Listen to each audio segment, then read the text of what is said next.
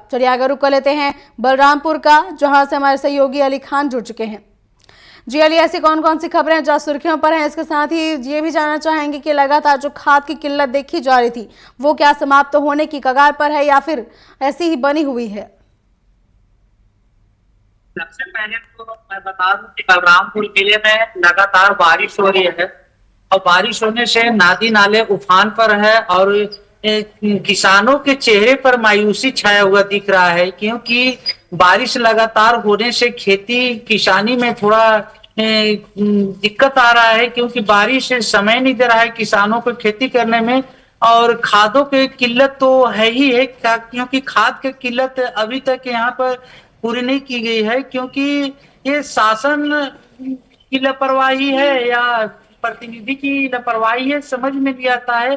किसान डेली चिल्ला रहा है, पर डे चिल्ला रहा है कि हम लोग को खाद चाहिए, खाद चाहिए, लेकिन खाद मेनू के हिसाब से, कार्यरत के हिसाब से नहीं मिल पा रहा है जी। और बात करें स्कूल के, स्कूल की 16 तारीख को स्कूल में पुस्तकें बंटना था, पाठ्य पुस्तक, लेकिन अभी तक नहीं बंट पाया। उसमें जो बार कोड लगा हुआ है वो बार कोड कोई पुस्तक स्कैन ले रहा है, कोई नहीं ले रहा है, कि जो कि बच्चे की पढ़ाई लिखाई में वंचित नजर आ रहा है। कि देखा जाए तो शासन की लापरवाही है, जो बार कोड लगा हुआ है वो पोतराए टाइप के है, वो नहीं ले रहा है, और जो पुस्तक में अच्छी बारकोड है वो ले रहा है। तो इसमें कहीं ना कहीं देखिए बच्चे को शिक्षा से वंचित किया जा रहा है, क्योंकि इतना लापरवाही नहीं होना चाहिए। 16 तारीख को बंटना था पुस्तकें, लेकिन अभी तक नहीं बंट पाया है।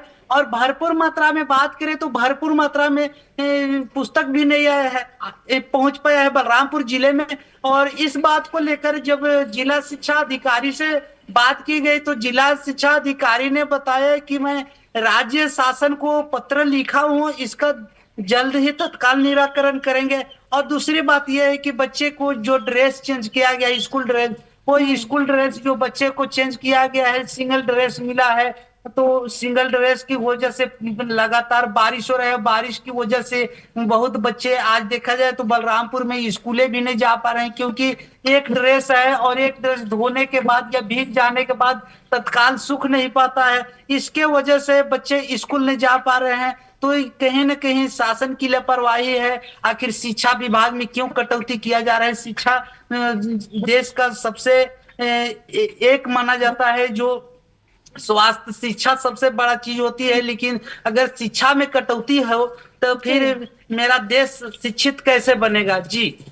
निश्चित तौर पर ये देखने वाली बात है कि आखिर इतनी सारी समस्याएं बच्चों के लिए क्यों उत्पन्न हो रही हैं, लगातार पढ़ाई में बाधाएं आ रही हैं। अब देखने वाली बात यह होगी कि आखिर कब तक इन सारी चीजों का समाधान निकलकर सामने आ पाता है। फिलहाल तमाम जानकारों के लिए आपका धन्यवाद अली।